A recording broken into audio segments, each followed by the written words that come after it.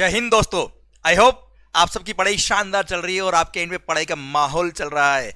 सरकार आ गए हैं नए रिवीजन लेक्चर। चलिए शुरू करते हैं हम पढ़ाई इनडायरेक्ट टेक्स्ट की। पर हाँ, ध्यान रखिएगा, दिल और दिमाग पूरा इधर। ये सुपर फास्ट रिवीजन लेक्चर से एग्जाम डे और बिफोर द एग्जाम्स जब आप रिवीजन करते हो उसमें ये हेल्प करने वाले। पर यस, डेफिनेटली आपको अपनी सीट के बेल्ट बांध के रखने पड़ेंगे, पूरा ध्यान इधर रखना पड़ेगा, माहौल जमना चाहिए। क्लियर? बस ध्यान रखिएगा, आप और मैं बस दो ही लोग हैं जब ये लेक्चर आप देख रहे हो, तब पूरा ध्यान इधर माहौल के साथ। सरकार शुरू करें क्या हम? ओके, तो सबसे पहले टॉपिक लेवी ऑफ जीएसटी। सरकार लेवी कब होता है? सरकार सर सीजीएसटी हो या एसजीएसटी हो या आईजीएसटी हो, जीएसटी लेवी होता है सप्लाई पर यस इंट्रास्टेट सप्लाई पे लगेगा सीजीएसटी एंड एसजीएसटी, और इंटरस्टेट सप्लाई पे लगता है आईजीएसटी। ध्यान रखिएगा, अगर आप यूनियन टेरिटरी के अंदर इंट्रास्टेट सप्लाई कर रहे हो तो सीजीएसटी और यूटीजीएसटी लगेगा। पर Delhi and Puducherry plus Jammu and Kashmir, यहां पे अगर आप इंट्रास्टेट सप्लाई करते हो तो सीजीएसटी और एसजीएसटी ही लगेगा बेटा।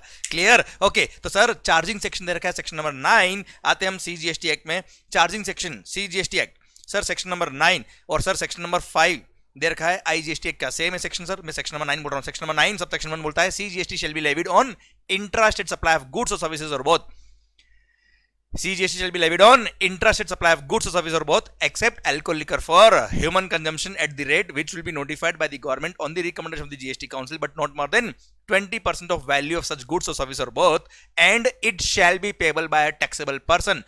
Taxable person मतलब a person who is registered in GST or is liable to be registered in GST. It means अगर आप GST में registered हो तो आपको जीएसटी की लायबिलिटी आएगी। पर अगर आप जीएसटी में रजिस्टर्ड नहीं हो, पर अगर आप लायबल टू रजिस्टर हो तो भी आप टैक्सेबल पर्सन हो और आपको जीएसटी पे करना पड़ेगा विद इंटरेस्ट विद पेनल्टी। पर हाँ, अगर आपने जीएसटी में वॉलंटरी रजिस्ट्रेशन करा दिया है तो भी you become a taxable person, इसलिए आप पर जीएसटी लेवी होता है अगर आप टैक्सेबल सप्लाई करते हो तो। Okay sir, section number 9 sub section 2 बोलता है 5 goods: petroleum crude, high speed diesel motor spirit common known as petrol, aviation turbine fuel और नेचुरल गैस। ये 5 गुड्स ऐसी जिन पे जीएसटी लेवी होगा, but from a date to be notified by the government on the recommendation of the GST council. जब तक notify नहीं हुआ, इसलिए 6 गुड्स कौन कौन सी?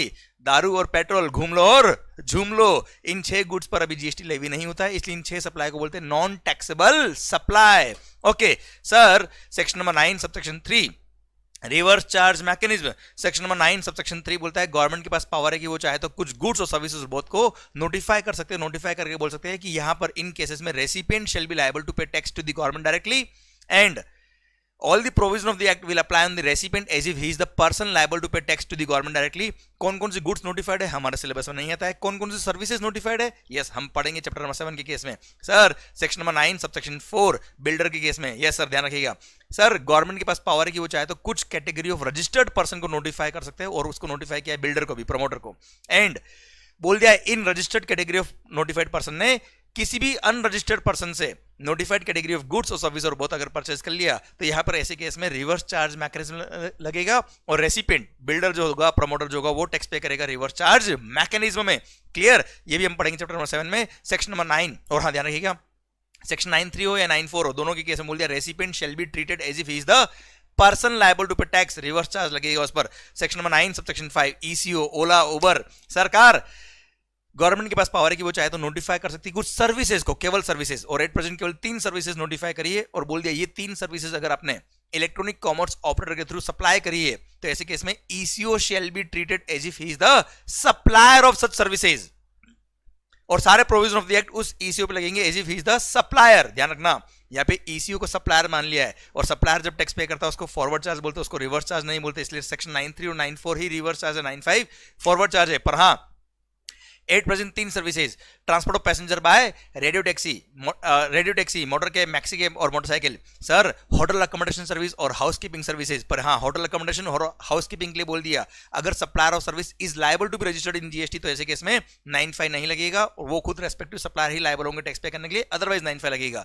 पर टैक्सी के केस में सर 9(5) हमेशा लगेगा।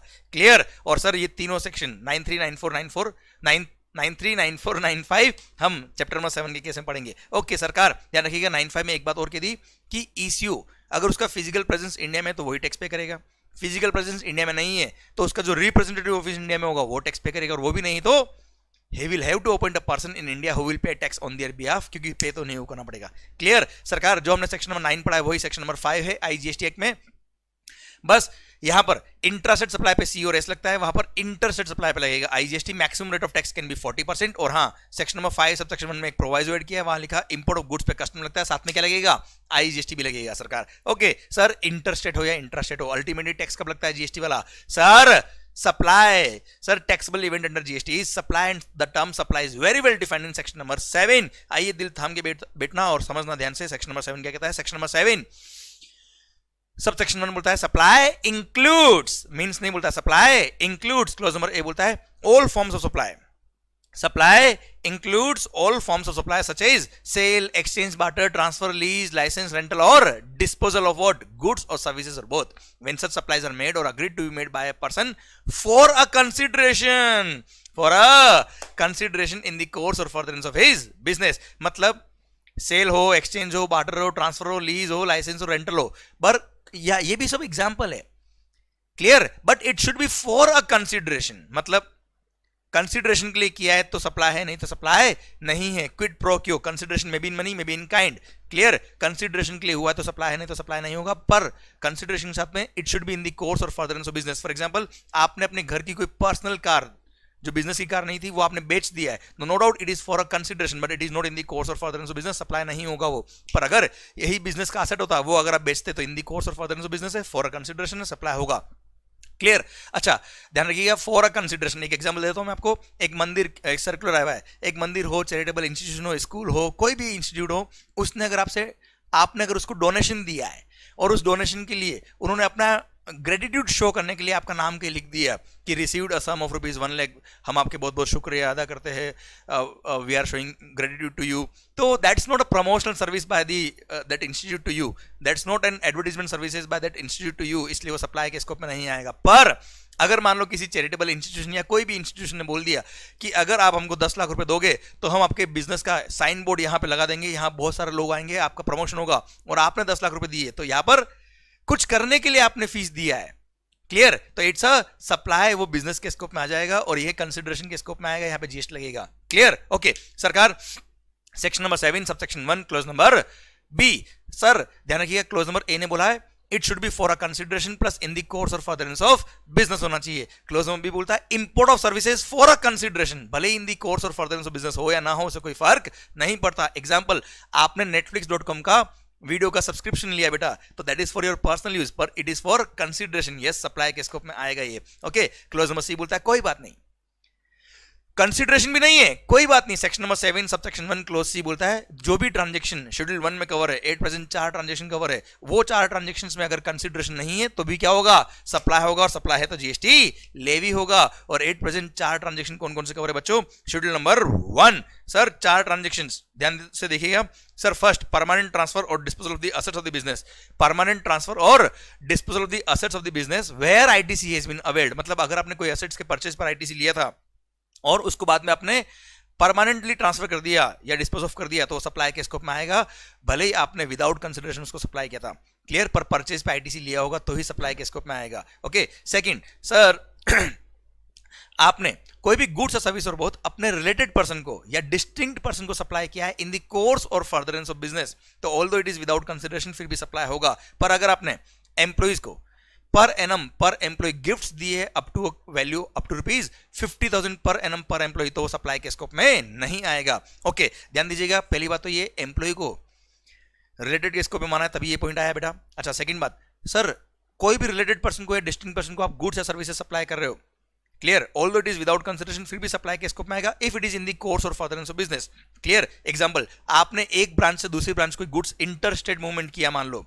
क्लियर, और इंटरस्टेट मूवमेंट क्या मतलब, डिस्टिंक्ट पर्सन, तो ये distinct person, same PAN number पे 2 अलग अलग रजिस्टर्ड पर्सन को बोलते हैं डिस्टिंक्ट पर्सन। अगर आपने एक ब्रांच से दूसरे ब्रांच में कोई गुड्स ट्रांसफर किया है और दोनों का रजिस्ट्रेशन नंबर अगर अलग अलग है, अगर इंटरस्टेट है तो डेफिनेटली रजिस्ट्रेशन अलग होंगे, और विद इन द स्टेट अगर है तो अगर आपने अलग अलग रजिस्ट्रेशन नंबर ले रखे सेम पेन नंबर पे with in the state also, तो भी वो डिस्टिंक्ट पर्सन कहलाएंगे। और डिस्टिंक्ट पर्सन के बीच में कोई भी गुड्स या सर्विसेज अगर आप सप्लाई करते हो, ऑल दो विदाउट कंसिडरेशन फिर भी सप्लाई होगा। तो अगर आपने इंटरस्टेट ब्रांच ट्रांसफर कर दिया गुड्स का, तो ये सप्लाई के स्कोप में आएगा। सर सर्कुलर था इस पे, बता देता हूं मैं आपको सर्कुलर भी साथ में।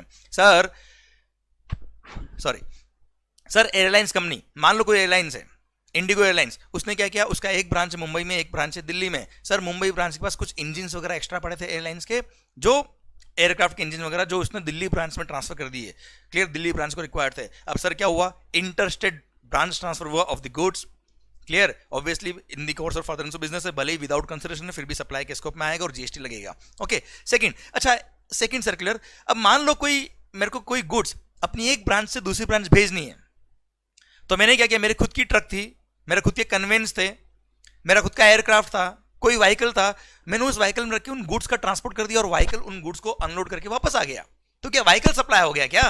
नहीं, क्लियर। तो मोड ऑफ कन्वेंस, जो ट्रांसपोर्टेशन का मोड होता है बेटा, ट्रेन हो गया, लॉरी हो गया, कार हो गया, बस हो गया, ट्रक हो गया, कोई भी मोड ऑफ कन्वेंस जो केवल गुड्स या पैसेंजर को लेके जा रहा है अपनी दूसरी ब्रांच में, तो दैट मोड ऑफ कन्वेंस थोड़ा सप्लाई हुआ है बेटा, जो गुड्स आपने भेजे वो सप्लाई हुए हैं, क्लियर। हाँ, अगर मोड ऑफ कन्वेंस परमानेंट वहां भेज दिया होता तो वो भी सप्लाई के स्कोप में आता, अदरवाइज सप्लाई के स्कोप में नहीं आएगा। अच्छा हाँ, जो मोड ऑफ कन्वेंस, मान लो मैंने ट्रक अपनी मुंबई ब्रांच से दिल्ली ब्रांच भेजी और उस ट्रक का दिल्ली ब्रांच ने रिपेयरिंग कर दिया, तो repairing is a service supplied by Delhi branch to Mumbai branch, क्योंकि मुंबई ब्रांच की ट्रक थी बेटा वो। सेम वे मान लो हमारी एक बहुत बड़ी इंजीनियरिंग कंपनी है बेटा, क्लियर, हम बड़े बड़े पावर प्लांट, बड़े बड़े फैक्ट्रीज का हम रिपेयरिंग करते हैं, तो क्या होता है, हमने ट्रक में एक ट्रक बना रखी बेटा, उसी में मशीन वगैरह फिट करी हुई है ना, तो क्रेन वगैरह और जितने भी मशीन्स वगैरह हमने ऑन दी व्हील्स फिट करी हुई है। अब अगर वो मूविंग व्हीकल एक प्लेस से दूसरे प्लेस जाता है, हमारी दूसरी ब्रांच में जाता है, तो क्या वो व्हीकल का व्हीकल सप्लाई हो गया क्या, सारी मशीन सप्लाई हो गई क्या? नहीं। हाँ, उसमें जो कंज्यूमेबल्स थे, जो मैंने अपनी इस ब्रांच में उन गुड्स को हमारे ट्रक पे रखा और उस ट्रक को हमने जो दूसरी ब्रांच थी वहां भेजा, वहां पे कंज्यूमेबल जो थे वो कंज्यूम हो गए, जो वापस नहीं है, तो वो परमानेंट सप्लाई हो गए, तो कंज्यूमेबल्स ही सप्लाई हुए, वो ट्रक का ट्रक सप्लाई नहीं हुआ है, वो machine on the wheel supply नहीं हुआ, वो क्रेन, जितनी मशीन्स वगैरह थी वो वापस आने वाली है हमारे पास, इसलिए सप्लाई के स्कोप में नहीं आएंगे। क्लियर, ये सर्कुलर्स थे। ओके सरकार ध्यान दीजिएगा, हम बात करते थे क्या, आपने अगर कोई भी गुड्स या सर्विस और बहुत अपने रिलेटेड पर्सन को सप्लाई करी है या डिस्टिंक्ट पर्सन को सप्लाई करी इन दी कोर्स और फर्दरेंस ऑफ बिजनेस, तो सप्लाई के स्कोप में आएगा, although it is without consideration. ध्यान रखना, रिलेटेड पर्सन की केस में ब्रदर सिस्टर ये रिलेटेड के स्कोप में आते हैं अगर दे आर होली और mainly dependent on you. Clear sir, एक दो क्वेश्चन आए हुए एग्जाम के अंदर, अगर आपका रिलेटेड पर्सन है जो खुद का उसका बिजनेस है, सेटअप है, और आपका भी खुद का बिजनेस सेटअप है बेटा, तो दोनों भाई तो हो सके भाई, पर दोनों एक दूसरे पे डिपेंडेंट नहीं हो, रिलेटेड के स्कोप में नहीं आएंगे। क्लियर, ओके सर ध्यान रखना, एम्प्लॉय को पर एनम पर एम्प्लॉय अगर 50,000 तक की गिफ्ट दिए तो सप्लाई के स्कोप में नहीं आएंगे। Third sir, supply of goods by principal to his agent, schedule 1 para number 3, supply of goods by principal to his agent where agent undertake to supply the goods on behalf of principal.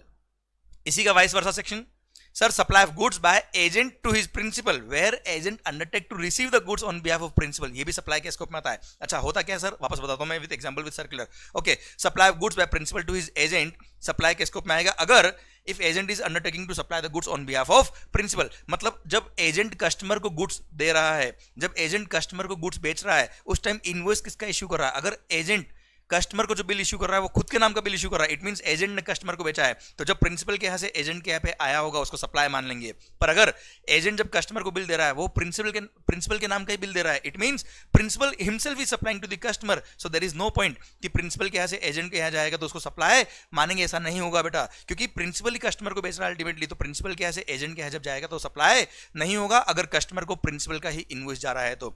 Clear, okay, तो supply of goods by principal to his agent where agent is undertaking to supply the goods on behalf of principal. Okay ध्यान रखिएगा, अगर ऐसा agent है जो principal की behalf पे supply कर रहा है, मतलब सर वो खुद के नाम का बिल इशू कर रहा है, तो ऐसे एजेंट को कंपलसरी रजिस्ट्रेशन भी होता है इस पर सेक्शन नंबर 24 और उसको रजिस्ट्रेशन कराना कंपलसरी हो जाएगा, ध्यान रखना।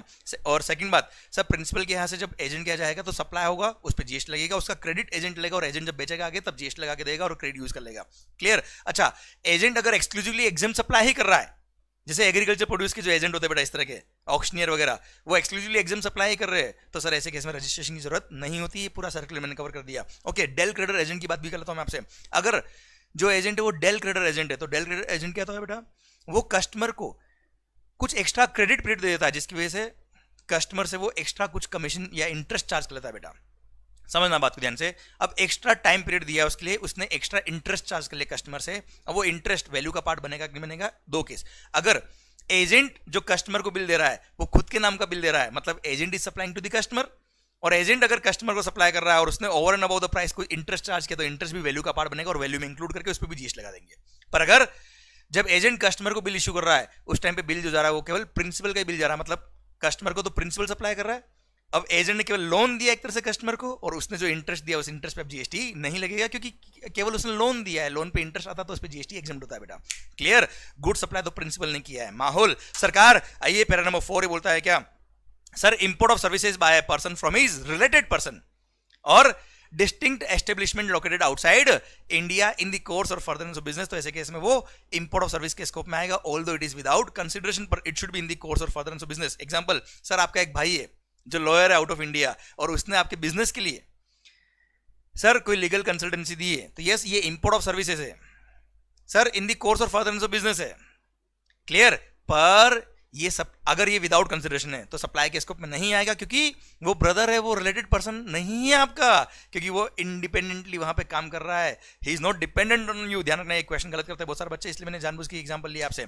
पर अगर कोई आपका डिस्टिंक्ट एस्टेब्लिशमेंट है आउट ऑफ इंडिया या कोई आपका रिलेटेड पर्सन है जिसने आपको services the without consideration, clear, in the course और फर्दरेंस ऑफ बिजनेस, तो ये सप्लाई के स्कोप में आएगा। क्लियर? ये था आपका शेड्यूल 1 और मैंने रिलेटेड सर्कुलर भी आपके कवर कर लिए। आइए सर अब हम बात करें क्या section number 7 subsection 1 clause number A B C cover. Sir section number 7 subsection 1 clause number 1 section number 7 subsection 1A sir हमने पढ़ लिया क्या? Section number 7 subsection 1 supply includes clause A B और सी। ए बोलता है it should be for a consideration plus in the course और furtherance of business. Clause number B बोलता है import of services for a consideration whether or not in the course और furtherance of business. Clause number C बोलता है schedule 1 में जो transaction cover है वो 4 ट्रांजैक्शंस, वो 4 पैरा जो कवर है शेड्यूल 1 में वो सप्लाई होंगे although it is without consideration. आइए सर ये तो हो गया सप्लाई का स्कोप। अब सेक्शन नंबर 7 सबसेक्शन 1A बोलता है वो सारे ट्रांजैक्शंस जो शेड्यूल 2 में कवर है, वहां पे कंफ्यूजन थे, वहां डाउट थे, वहां झगड़े थे कि whether it is supply of goods और सप्लाई ऑफ सर्विस। तो पहली बात तो ये सर जो भी ट्रांजैक्शन शेड्यूल 2 में कवर है वो सप्लाई के स्कोप में अगर है सेक्शन नंबर 7 सबसेक्शन 1 के अकॉर्डिंग, तो ही बात आएगी कि ये सप्लाई ऑफ गुड्स है कि सप्लाई ऑफ सर्विस है। आइए शेड्यूल 2 की तरफ बढ़ते हैं। अब हम शेड्यूल 2 बोलता है क्या कि सर 7 पैरा दिए, first is regarding goods. Sir title in goods, first बोलता है क्या अगर आपने गुड्स का टाइटल ट्रांसफर किया सप्लाई ऑफ गुड्स। सर आपने गुड्स को रेंट पे दिया है, लीज पे दिया है, लाइसेंस पे दिया है, राइट टू यूज दिया है, राइट इन यूज दिया, तो supply of service. Sir next अगर आपने गुड्स ट्रांसफर किया है बट वहां पे पेमेंट जो कर रहा है कस्टमर वो इंस्टॉलमेंट बेस पे कर रहा है, जहां पर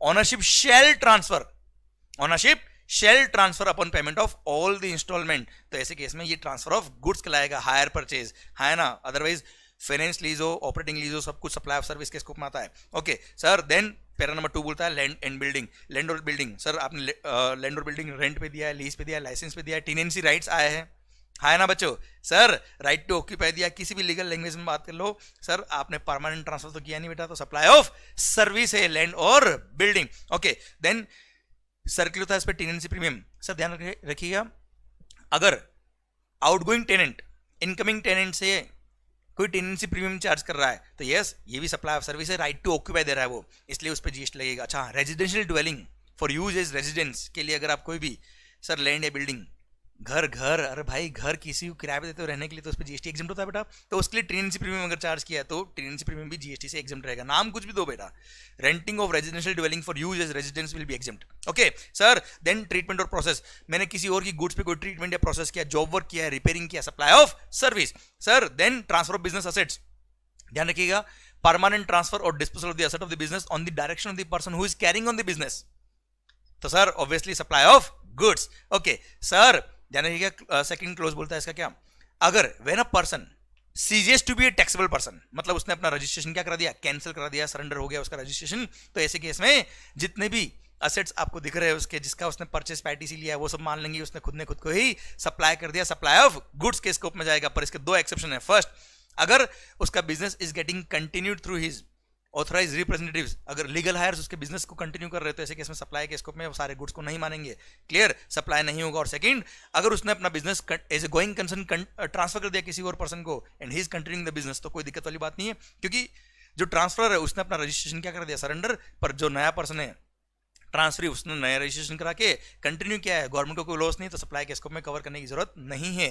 थर्ड बोलता है अगर आपने अपने बिजनेस के एसेट्स को किसी और पर्सन को यूज करने के लिए दे दिया फॉर पर्सनल यूज या private use other than for business purpose, तो ऐसे केस में वो सप्लाई ऑफ सर्विस होगा, क्योंकि वह टेम्पररी आपने दिया है अपने बिजनेस के एसेट को टेम्पररी यूज करने के लिए, clear other than for business purpose. माहौल सरकार फिर पैरा नंबर 5 सर ये डिक्लेयर्ड सर्विसेज 6 सर्विसेज दे रखी, renting of immovable property is a supply of service. Second sir याद आया क्या आलिया भट्ट, अरे 100 फ्लैट्स जिसमें से 70 फ्लैट बुक हो गए अंडर कंस्ट्रक्शन, तो 70 flat will be under the definition of supply of service. Okay अच्छा, मैंने पूरा का पूरा बिल्डिंग आपके लिए बनाया है तो वो तो सप्लाई ऑफ सर्विस ही है, तो उसका लैंग्वेज बोल देता हूँ। Clause number B, para number 5 clause number B बोलता है क्या sir, construction of a complex building civil structure or a part thereof, comma, including a complex or building intended for sale to a buyer wholly or partly, except where the entire consideration is received after issuance of completion certificate by the competent authority or its first occupation whichever is earlier। मान लो 100 flat की building थी, उसमें से 30 flat book नहीं हुए, 1 रुपया भी receive नहीं हुआ before grant of completion certificate or its first occupation whichever is earlier, तो ऐसे केस में वो 30 फ्लैट सप्लाई ऑफ सर्विस के स्कोप में नहीं आएंगे। और वो 30 फ्लैट जब बाद में सेल करोगे तो सेल ऑफ इमूवेबल प्रॉपर्टी है जो शेड्यूल 3 में कवर होता है, पैरा नंबर 5 में, और उस पर सप्लाई पे कोई जीएसटी वो सप्लाई के स्कोप में नहीं आता, इसलिए जीएसटी नहीं लगेगा। पर 70 फ्लैट जो बुक हो गए अंडर कंस्ट्रक्शन उसको सप्लाई के स्कोप में कवर करेंगे, उस पर जीएसटी लगाएंगे। अच्छा ध्यान रखिएगा, grant of completion certificate by the competent authority. अच्छा कॉम्पिटेंट अथॉरिटी कौन होता है बेटा sir, it depends on your local और म्युनिसिपल लॉ। अगर आपके लोकल या म्युनिसिपल लॉ ने लिख दिया कि ये गवर्नमेंट अथॉरिटी ही कॉम्पिटेंट अथॉरिटी है to issue the completion certificate, तो वो ही कॉम्पिटेंट अथॉरिटी कहलाएगी। पर अगर आपके लोकल या म्युनिसिपल लॉ में ऐसी कोई रिक्वायरमेंट नहीं है तो registered architect sir, chartered engineer या फिर license surveyor of that area, ये ऑथराइज, ये कॉम्पिटिटिव अथॉरिटी होगी जो कंप्लीशन सर्टिफिकेट दे सकती है अगर गवर्नमेंट अथॉरिटी की रिक्वायरमेंट नहीं है एज पर लॉ तो।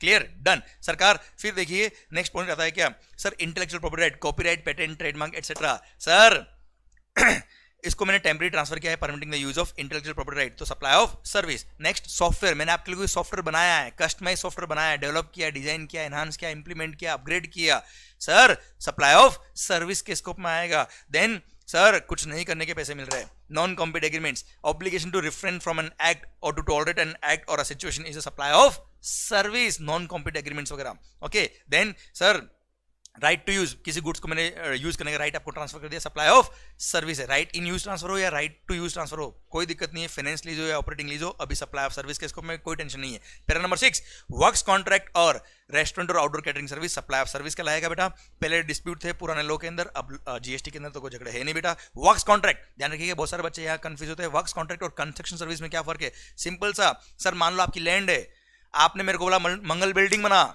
क्लियर, माल मटेरियल लेबर सब मेरा, तो ऐसे केस में सर मैं जो काम कर रहा हूं वो कॉन्ट्रैक्ट बेस पे काम कर रहा हूं क्योंकि मटेरियल भी मेरा लग रहा है, लेबर भी मेरी लग रही है। और construction of immovable property, construction करूं, रिपेयरिंग करूं, रिनोवेशन करूं, सर इमूवेबल प्रॉपर्टी के केस में मैंने मटेरियल प्लस लेबर का अगर आपसे कॉन्ट्रैक्ट लिया तो that's a works contract. Clear, 100 crore के लिए मान लो आपकी लैंड थी, आपने मेरे को 100 करोड़ में कॉन्ट्रैक्ट दे दिया, तो I am providing works contract service to you guys. Clear, तो it's a works contract service.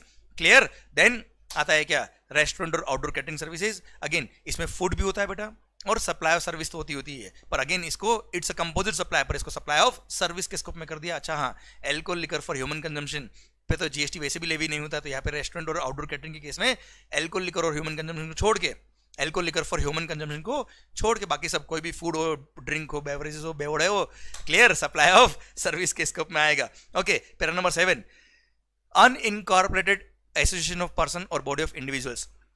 Clear, उन्होंने अपने ही मेंबर को कोई गुड सप्लाई किया तो सप्लाई ऑफ गुड्स है। क्लियर सर, ये पैरा नंबर 7 में लिखा था। अच्छा, एक सर्कुलर था जिसने बोल दिया कि अनइनकॉर्पोरेटेड एसोसिएशन या बॉडी ऑफ इंडिविजुअल्स या जॉइंट वेंचर बोल दो, सोसाइटी बोल दो, उसने अगर अपने मेंबर को सर्विसेज दी है, उसके लिए मेंबरशिप फी लिया, सप्लाई ऑफ सर्विस है। क्लियर, तो सर कोई भी जॉइंट वेंचर या कोई भी इस तरह का सोसाइटी अपने मेंबर से जब फीस मांगता है, मेंबरशिप फी, उसको बोलते हैं कैश कॉल। वो कैश कॉल अगर कैपिटल कॉन्ट्रीब्यूशन है तो वो प्योर ट्रांजेक्शन मनी हो गया बेटा, उस पर सप्लाई के स्कोप में वो नहीं आएगा। पर अगर if that cash call is revenue in nature, मतलब वो फीस ले रहे बेटा, क्लियर, जैसे क्लब है बेटा, मेंबरशिप फी ले लिया आपसे, तो that's a supply of service. अच्छा, किसी मेंबर ने क्लब को सर्विसेज दी है तो सर ऐसे केस में मेंबर ने अगर फीस लिए क्लब से तो वो भी सप्लाई ऑफ सर्विस होगी बेटा। Clear, done. ओके सरकार, ये सर्कुलर्स टेनेंसी राइट्स के बारे में आपसे बात ऑलरेडी कर चुका हूं कि टेनेंसी प्रीमियम अगर चार्ज कर रहा है आउटगोइंग टेनेंट तो यस वो सप्लाई ऑफ सर्विस के स्कोप में आएगा क्योंकि वो right to occupy the land दे रहा है बेटा। देन सर, अगर आपने कोई गुड्स आउट ऑफ इंडिया से इंपोर्ट करी है on lease, sir temporary transfer किया आपने, हाँ ना, टेम्पररी इंडिया में इंपोर्ट किया तो सर्कुलर दिया है कस्टम के अंदर, और कस्टम के सर्कुलर के थ्रू बोल दिया है कि साहब ये इस पे कस्टम्स एग्जिम्ट है, कस्टम नहीं लगेगा क्योंकि टेम्पररी इंपोर्ट कर रहे हो आप। Second thing, it's a supply of service, import of service के स्कोप में आएगा और इस पे जीएसटी लगेगा बेटा। Clear, done. ये था आपका क्या, सेक्शन नंबर 7 सबसेक्शन 1A और उसके रिगार्डिंग सारे circulars. Okay, section number 7 subsection 2। Section number 7 subsection 2 बोलता है भाई following supplies are neither supply of goods nor supply of services. Sir ये सप्लाई के स्कोप में ही नहीं आएगा, उसमें दो क्लोज है, क्लोज नंबर ए और क्लोज नंबर बी। पहले हम बात करें क्लोज नंबर ए की। क्लोज नंबर ए ने बोल दिया वो सारे transactions which are covered in schedule 3। कहां कवर है भाई? शेड्यूल 3 में। Those transaction will be neither supply of goods nor supply of services, उन पे कोई जीएसटी नहीं लगेगा। दिल थाम के सुनेगा, स्पीड बढ़ती रहेगी, ऐसी आपका ध्यान पूरा यहां रहना चाहिए और माहौल बनना चाहिए अंदर से। सर शेड्यूल 3 बोलता है क्या? वो ट्रांजेक्शन जिन पे जीएसटी लेवी ही नहीं होगा, these transactions are neither supply of goods nor supply of service. ये सप्लाई ही नहीं है, ये टर्नओवर में ही नहीं आएंगे, सप्लाई की डेफिनेशन में नहीं आएंगे। सर फर्स्ट बोलता है services by, supply of services by an employ for his employer in the course of his employment or in relation to his employment. मतलब सर मान लो मैं आपका एम्प्लॉय हूं और मेरे को in the course of employment आप मेरे से काम कराते हो और मैं आपके लिए काम करता हूं और आप मेरे को सैलरी देते हो, दैट इज नॉट सप्लाई। वो सप्लाई के स्कोप में नहीं आएगा, भले सैलरी दो, बोनस दो, कुछ भी दो, सब क्लियर, वो सप्लाई के स्कोप में नहीं आएगा। पर हाँ ध्यान दीजिएगा बेटा, sir in the course of employment होना चाहिए बेटा। अब मैं एक एग्जांपल देता हूं विद सर्कुलर जो डायरेक्टर के लिए दिया था बेटा, डायरेक्टर्स रेम्यूनरेशन। अब सर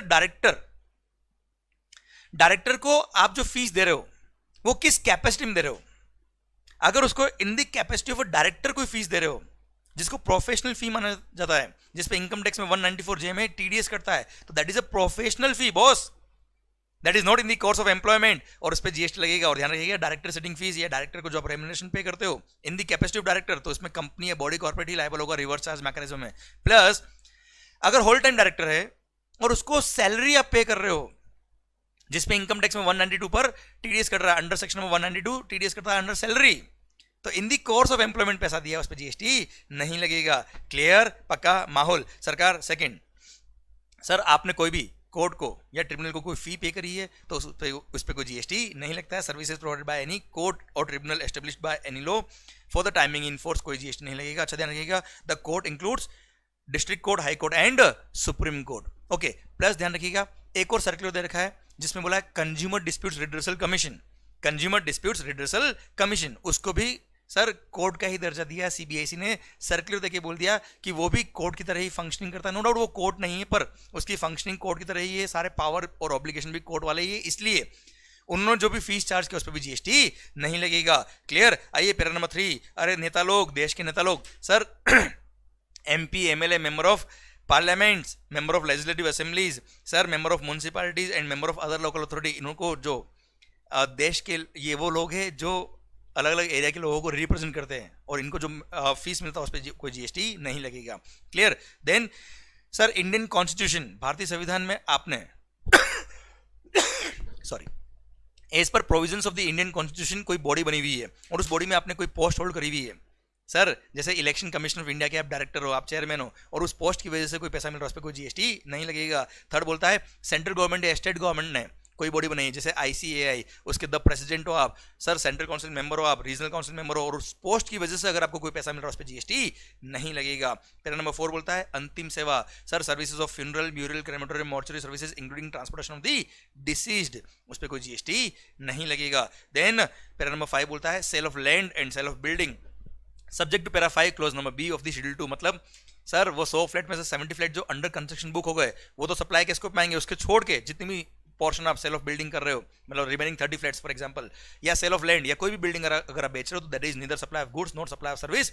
सर ध्यान रखिएगा इम्यूल प्रॉपर्टीज, इम्यूल प्रॉपर्टी सर्विसेज के स्कोप में आ रहा था, डेफिनेशन ऑफ गुड्स और डेफिनेशन ऑफ सर्विस, सर्विस के स्कोप में इम्यूल प्रॉपर्टी आ रहा था, इसलिए यहाँ पे लिख के बोल दिया sale of immovable property is neither supply of goods not supply of service. Sir para number 6 बोलता है एक्शनेबल क्लेम, ध्यान रखिएगा एक्शनेबल क्लेम गुड्स की डेफिनेशन में आते हैं। क्यों? क्योंकि betting gambling lottery, betting gambling lottery पे जीएसटी लगाना था, इसलिए एक्शनेबल क्लेम को गुड्स की डेफिनेशन में लेके आए और बोल दिया सप्लाई के स्कोप में आएगा। पर other than batting gambling lottery सारे एक्शनेबल क्लेम शेड्यूल 3 में कवर कर दिए, बोल दिए कि इसके अलावा कोई भी एक्शनेबल क्लेम अगर आप सप्लाई करो तो neither supply of goods not supply of service. इसका एग्जांपल यदा है सरफेसी एक्ट और सिक्योरिटाइजेशन है ना, अगर मान लो आईसीआईसीआई बैंक के 500 करोड़ के non performing assets Asrec India Limited ने 10 करोड़ में परचेज कर लिए तो 10 करोड़ में उसने एक्शनेबल क्लेम परचेज किए और जो एक्शनेबल क्लेम परचेज किए सर उस पर कोई जीएसटी नहीं लगेगा क्योंकि वो शेड्यूल 3 में कवर है। पर बैटिंग गैम्बलिंग लॉटरी हो सटोरियो जीएसटी लगता है आपको पता है बेटा, हाँ हाँ, लोग तो बोल रहे हैं हाँ सर हमने देखा है सर बैटिंग गैम्बलिंग लॉटरी के केस में जीएसटी लगेगा, बाकी केस में जीएसटी नहीं लगेगा। ओके, फिर पैरा नंबर 7, 8 और 8B रिगार्डिंग इंपोर्ट सर कोई गुड्स जापान से आपने परचेज किया और चाइना बेच दिया without bringing those goods into India at all, तो ऐसे केस में वो सप्लाई के स्कोप में नहीं आएगा। देन अगर आपने कोई गुड्स इंडिया में इंपोर्ट किया और कस्टम बोनेड वेयरहाउस में उसको स्टोर करवा दिया और कस्टम बोनेड वेयरहाउस में उन गुड्स को आपने बेच दिया before clearing it for home consumption, तो ऐसे केस में जीएसटी नहीं लगेगा, क्योंकि वैसे भी जब उन गुड्स को क्लियर कराएंगे फॉर होम कंजम्पशन उस टाइम पे आई जीएसटी लग जाएगा हायर वैल्यू पे बेटा वैसे भी। क्लियर। एंड नेक्स्ट बोलता है कि अगर आपने कोई गुड्स इंडिया में इंपोर्ट किया पर हाई सी में उस गुड्स को ट्रांसफर कर दिया किसी और को on the basis of title documents, sir ownership document किसी और के नाम पर ट्रांसफर कर दिया, हाई सी सेल कर दिया आपने before getting the goods cleared for home consumption, तो ऐसे केस में उसको भी सप्लाई के स्कोप में नहीं मानेंगे और उस पर जीएसटी नहीं लगाएंगे, क्योंकि एनीवेज जब वो कस्टम क्लियरेंस उसका कराएंगे उस टाइम पे आईजीएसटी एनीवेज लगने वाला है। क्लियर। माहौल सर डायरेक्टर रेम्यूनरेशन का सर्कुलर में ऑलरेडी कवर कर चुका हूं आपका बेटा। Clear. Then consumer dispute redressal commission office का भी सर्कुलर में बता चुका हूं, क्योंकि सर इसको कोड की तरह माना जाता है, इस पे कोई जीएसटी नहीं लगेगा जो भी फीस इन्होंने चार्ज की। Okay, section number 7 subsection 2 clause number B sir neither supply of goods not supply of service, section number 7 subsection 2 उसका क्लोज नंबर बी बोलता है सर ध्यान दीजिएगा, दो ट्रांजेक्शन जो गवर्नमेंट ने नोटिफाई किए हुए, गवर्नमेंट ने नोटिफाई कर दिया इन ट्रांजेक्शन को और बोल दिया यहाँ पे कोई सप्लाई नहीं हो, मतलब इन ट्रांजेक्शन को सप्लाई नहीं मानेंगे उसमें। फर्स्ट पॉइंट, ऐसा कोई काम, ऐसी कोई activity which is covered under article number 243W of the Indian constitution जो म्युनिसिपैलिटी काम है, और article number 243G of the Indian constitution में पंचायत के जो काम लिखे, ये काम म्युनिसिपैलिटी या पंचायती काम क्लियर किसने किए, central government, state government, union territory या लोकल अथॉरिटी ने अगर परफॉर्म किए उसके लिए जो फीस चार्ज किया उस पर कोई जीएसटी नहीं लगेगा। That will be neither supply of goods not supply of service. तो सर लैंग्वेज बोलता हूं, services provided by the central government, state government, union territory or local authority in relation to the functions which are entrusted to municipality under article number 243W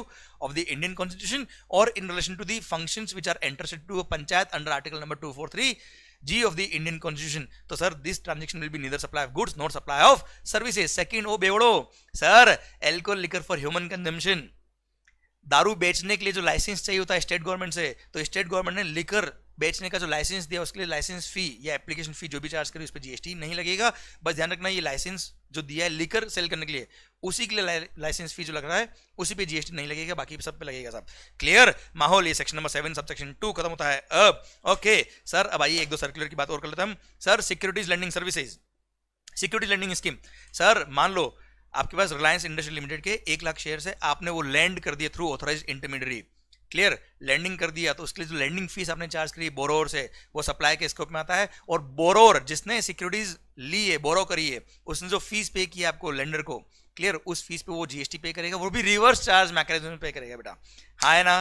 clear. Plus जो authorised intermediary होता है इसमें उसने जो अपना commission charge किया होगा, उसने जो अपनी फीस चार्ज करी होगी वो भी सप्लाई के स्कोप में आएगी और उस पर भी जीएसटी लगेगा और उसमें इंटरमीडियरी खुद टैक्स पे करेगा बेटा। Clear, done. सरकार नेक्स्ट सर्कुलर है, गवर्नमेंट जो ओल्ड यूज्ड व्हीकल्स या सीज्ड या confiscated goods, old and used goods waste to scrap, जब गवर्नमेंट बेचती है, गुड्स बेच रही बेटा गवर्नमेंट, तो सप्लाई है और इसमें बोल दिया अगर रेसिपिएंट जीएसटी में रजिस्टर्ड है तो वो टैक्स पे करेगा रिवर्स चार्ज मैकेनिज्म में, पर वैसे भी गुड्स का रिवर्स चार्ज आपके सिलेबस में आता नहीं है, पर हाँ वो सप्लाई के स्कोप में आता है, ये सर्कुलर ने क्लेरिफाई किया। और अगर रेसिपिएंट जीएसटी में रजिस्टर्ड नहीं है, जो खरीद रहा है पर्सन वो अगर जीएसटी में रजिस्टर्ड नहीं तो गवर्नमेंट खुद टैक्स पे करेगा, जो डिपार्टमेंट बेच रहा है वही टैक्स पे करेगा इन पे सब पे बेटा। क्लियर। ओके, ये डायग्राम दे रखा सप्लाई के लिए। आइए last provision of the chapter, section number 8 composite supply and mix supply. सरकार कंपोजिट सप्लाई और मिक्स सप्लाई क्या होता है sir, when more than one supplies are made together. अब ध्यान दीजिएगा बेटा, if more than one supplies are made together in the ordinary course of business in conjunction with each other, अगर ordinary course of business में वो साथ में supply होते हैं, they are naturally bundled supply, तो ऐसे केस में उसको बोलते हैं कंपोजिट सप्लाई। और कंपोजिट सप्लाई अगर है तो ऐसे केस में पूरे बंडल में जो प्रिंसिपल एलिमेंट है उसमें ही क्लासिफाई करेंगे, पूरे ही फीस को और पूरे अमाउंट को हम प्रिंसिपल सप्लाई के अकॉर्डिंग क्लासिफाई करके अकॉर्डिंगली टैक्स लगाएंगे। क्लियर। एग्जांपल देता हूं मैं आपको, क्या सर मान लो आप किसी होटल में गए, स्टे किया गोवा में, और उस होटल के अंदर MIB प्लान था आपके पास, मतलब वो प्लान ऐसा था जिसके अंदर फूड भी इंक्लूडेड था बेटा। तो सर होटल में गए, 10,000 का बिल था मान लो, और इंक्लूडिंग फूड भी था, लंच और डिनर और ब्रेकफास्ट भी था इसके अंदर सर, 10,000 रुपए का था। तो सर ऐसे केस में ये नेचुरली बंडल्ड सप्लाई है, इसमें रेस्टोरेंट सर्विस और होटल अकोमोडेशन सर्विस है, पर ये कंपोजिट सप्लाई के स्कोप में आएगा। यहाँ पे प्रिंसिपल एलिमेंट क्या है, होटल अकोमोडेशन। भाई गोवा के होटल में रुके तो क्या खाना खाने रुके क्या सर, तो principal element is hotel accommodation. अब पूरे 10,000 पे होटल अकोमोडेशन के जो प्रोविजन होंगे वो लगेंगे बेटा। क्लियर। एक और एग्जांपल, मान लो आप एक गुड्स ट्रांसपोर्ट एजेंसी हो बेटा। अब जीटीए क्या करता है, सर्कुलर भी दे रखा है इसका बेटा, गुड्स का ट्रांसपोर्टेशन तो करता ही करता है, साथ में लोडिंग अनलोडिंग पैकिंग अनपैकिंग भी कर देता है मान लो काम। क्लियर। तो सर ये ऑर्डिनरी कोर्स ऑफ बिजनेस में लोडिंग अनलोडिंग वगैरह जीटीए प्रोवाइड करता है। अब अगर ये काम कर रहा है तो इट्स अ कंपोजिट सप्लाई। अब इसमें प्रिंसिपल एलिमेंट क्या है, ट्रांसपोर्ट ऑफ गुड्स। तो पूरा फीस जो उसने चार्ज किया वो ट्रांसपोर्ट ऑफ गुड्स में क्लासिफाई करेंगे और अकॉर्डिंगली प्रोविजंस अप्लाई होंगे। Okay sir, mix supply, whenever more than one supplies of goods और सर्विस और बोथ, साथ में आपने सप्लाई करी है, जब फीस सिंगल चार्ज करी है और वो ऑर्डिनरी कोर्स ऑफ बिजनेस में साथ में सप्लाई नहीं होते, नेचुरली वो साथ में सप्लाई नहीं होते, पर आपने आर्टिफिशियली उनको बंडल बना के साथ में बेचा है, तो ऐसे केस में it is called mix supply. अब सिंस उसके लिए आपने सिंगल प्राइस चार्ज किया तो उसको पूरे सिंगल प्राइस को किस में क्लासिफाई करेंगे, तो सर सेक्शन नंबर 8 ने क्लियर बोल दिया है कि ऐसे केस में उस पूरे बंडल में देखो, उस पूरे कॉम्बिनेशन देखो, जितनी भी गुड्स और सर्विसेज है उसमें हाईएस्ट रेट किसका है, sir entire bundle will be classified under the heading of that supply which gives it highest liability, उसमें क्लासिफाई कर देंगे। फॉर एग्जांपल, नीचे फूलों की दुकान, ऊपर गोरी का मकान, अरे हाँ है ना, मान लो एक बंगलो है 2 फ्लोर का, फर्स्ट फ्लोर और अबे वो ground floor, sir ground floor मान लो उसने मान लो एक बंगलो है जो आपने रेंट पे लिया और ग्राउंड फ्लोर को यूज कर रहे हो फॉर कमर्शियल पर्पस और फर्स्ट फ्लोर को यूज कर रहे हो फॉर रेजिडेंशियल पर्पस, पर रेंट जो है वो कॉमन लिया है 1 लाख रुपए पर मंथ। तो ऐसे केस में देखो बेटा, बंगलो किराए पे दिया है, रहने के लिए देते तो एग्जेम्प्ट होता, पर यहाँ पे तो कमर्शियल यूज भी आ रहा है और रेंटिंग और रेंटिंग का घर काम आ रहा है रहने के लिए भी बेटा, तो it's a mix supply. Ordinary course of business में साथ में सप्लाई नहीं होता है, तो पूरे के लिए जो 1 लाख रुपए रेंट चार्ज किया, सिंगल फीस चार्ज करी है, तो पूरे को हाईएस्ट लायबिलिटी जो होगा उसमें क्लासिफाई करेंगे, मतलब पूरे घर को, पूरे बंगलों को रेंट जो है 1 लाख रुपए, उसको पूरे को कमर्शियल यूज के लिए क्लासिफाई कर देंगे और पूरे पे टैक्स लग जाएगा। क्लियर माहौल। ये था एग्जांपल किसके लिए, मिक्स सप्लाई के लिए। अच्छा ध्यान रखना, there is no single jacket formula which can define कि कौन सा सप्लाई मिक्स सप्लाई है, कौन सा सप्लाई कंपोजिट सप्लाई, आपको केस टू केस में डिफाइन करना पड़ेगा। प्लस अगर कंपोजिट सप्लाई है तो वहां पे आपको देखना पड़ेगा कि कौन सा सप्लाई प्रिंसिपल सप्लाई है। Principal supply depends on case to case. Clear. अच्छा कुछ सर्कुलर से वो मैं समझा देता हूं आपको, जैसे जीटीए वाला मैं आपको ऑलरेडी बता चुका हूं, जिसमें लोडिंग अनलोडिंग पैकिंग और अनपैकिंग भी है, तो उसमें principal element is transportation of the goods. पर अगर उसने पैकिंग अनपैकिंग वगैरह के लिए अलग से फीस चार्ज किया, अलग से कॉन्ट्रैक्ट, तो बात ही खत्म हो जाएगी सर, वो कंपोजिट के स्कोप में नहीं आएगा। नेक्स्ट है रीट्रेडिंग ऑफ टायर्स। पुराने टायर जो होते हैं उनको जब रीफर्बिश करते हैं उसको बोलते हैं रीट्रेडिंग ऑफ द टायर्स। इसमें क्या होता है, जो फैक्ट्री वाला होता है वो टायर पे रबर भी लगाता है और उसको नया बना के भी देता है, तो ऐसे केस में it's a supply of service. Principal element is a supply of service, नया टायर को बनाना और उस पर रबर वगैरह भी लगाना, सारे मटेरियल भी लगाना, इट्स अ कंपोजिट सप्लाई, पर principal element is supply of service. अच्छा आप अगर रीट्रेडेड टायर को बेचते हो, मैं रीट्रेड होके आ गया मेरे पास, अब रीट्रेडेड टायर को बेचते तो that's only supply of goods. Clear sir. Then bus body building, ध्यान रखिएगा, सर्कुलर साफ साफ बोल दिया है क्लास सर्विसेज का जो टैरिफ दे रखा है उसके अंदर कि it's a supply of service. बस बॉडी बिल्डिंग, जैसे मान लो कोई बस है बेटा जिसमें उसका बॉडी नहीं बना हुआ है, केवल चेसिस वगैरह है, इंजन वगैरह है, ड्राइवर बैठ के जा रहा है, ट्रक वगैरह है बेटा, पर उसका बॉडी नहीं बना हुआ है, तो जो पर्सन का बॉडी बना रहा है, क्लियर, उसको बोलते हैं बस बॉडी बिल्डिंग। और ऐसे केस में उसका मटेरियल भी लग रहा है और लेबर भी लग रहा है, पर इसको गवर्नमेंट ने साफ साफ बोल दिया कि it's a supply of service. Okay. Printing contract, देखना ये बहुत अच्छा सर्कुलर है जिसने साफ साफ बताया हुआ है कि जैसे मैंने अपनी बुक का प्रिंटिंग कराया, तो जो प्रिंटर है उनकी फैक्ट्री में बुक जो प्रिंट होती है, पेपर भी उनका है, इंक भी उनकी और प्रिंटिंग करने की सर्विस भी उनकी बेटा। तो इसमें प्रिंसिपल एलिमेंट क्या है, इट्स अ कंपोजिट सप्लाई, साथ में सप्लाई होता है। फोटोकॉपी आप कराते हो बेटा, तो फोटोकॉपी जब आप कराते हो किसी भी बुक का, किसी भी पेज का, देखना पेपर भी उनका होता है, प्रिंटिंग की सर्विस भी उनकी होती है बेटा। तो ऐसे केस में प्रिंसिपल एलिमेंट क्या है, printing service is the principal element, sale of goods is not the principal element. पर हाँ अगेन मैंने आपसे अभी भी कहा कि कंपोजिट सप्लाई के अंदर इट्स नॉट एसेंशियल कि प्रिंसिपल एलिमेंट हमेशा एक ही हो, depends on case to case. अब जैसे आपने प्रिंटेड एनवेलप प्रिंट कराया, लिफाफे, clear, letter cards, printed boxes, tissue, napkin, wallpaper etcetera, जिसमें आपने मान लो अपने फर्म का या अपने कंपनी का नाम, लोगो वगैरह प्रिंट कराया है, तो ऐसे केस में principal element is not printing. ऐसे केस में principal element is envelopes, letter cards, printed boxes, carton वगैरह होते हैं ना बेटा, ये टिश्यू पेपर, ये माना जाएगा टिश्यू पेपर ही बेचा है उसने, वॉलपेपर ही बेचा है, भले प्रिंट किया उसने अपना नाम, कोई दिक्कत नहीं है। पर अगर आपने books, pamphlet, brochure, annual report, इस तरह की कुछ प्रिंटिंग करी, तो वहाँ पे printing service is more essential, इसलिए प्रिंसिपल सप्लाई प्रिंटिंग सर्विस होगी बेटा। क्लियर। अच्छा अब गुड्स, सर बुक्स प्रिंट हो गई, उसके बाद आप बेच रहे हो, तो it's a supply of goods obviously. Okay sir, servicing of cars, car या बाइक वगैरह जब सर्विसिंग कराते हो आप, तो देखना उसमें सर्विस एलिमेंट भी होता है, गुड्स एलिमेंट भी होता है। अच्छा बिल के अंदर अगर गुड्स एलिमेंट अलग लिखा हुआ है, सर्विस एलिमेंट अलग लिखा है, तो गुड्स पे तो गुड्स का रेट लगेगा, सर्विसेज पे सर्विसेज का रेट लगेगा। पर अगर कंपोजिट है तो it depends on case to case. मतलब उसने सिंगल बिल दिया है, किसी कार खराब हो गई, 1 लाख रुपए दिया, 1 लाख में कार सही करके देना है, मटेरियल लगे वो तेरा, लेबर लगे सब तेरी, तो ऐसे केस में इट्स अ कंपोजिट सप्लाई। पर इसमें प्रिंसिपल एलिमेंट क्या होगा, depends on case to case. CBSE ने खुद ने बोला है केस टू केस में देखना पड़ेगा सब आपको। क्लियर? ओके। बैटिंग गैम्बलिंग के बारे में मैं आपको ऑलरेडी बता चुका हूं कि बैटिंग गैम्बलिंग या लॉटरी अगर आप खेल रहे हो तो ऐसे केस में जितने का आपने सट्टा खेला है, जुआ खेला है, वो जुआरी हो सर, इट्स अ सप्लाई, और सप्लाई के स्कोप में आएगा, इस पर जीएसटी लगेगा। और हाँ, बैटिंग गैम्बलिंग के केस में तो 28% टैक्स, और वो भी जितना आपने बैट वैल्यू लगाया है उसके over and above the price आपको 28% टैक्स और पे करना पड़ता है बेटा। Clear sir? आइए देन कॉस्ट पेट्रोलियम के रिगार्डिंग सर्कुलर जो था sir, oil exploration production contractor जो होते हैं बेटा, वो ऑयल निकालने के लिए सारा रिस्क उनका होता है, सारा एफर्ट्स उनका होता है।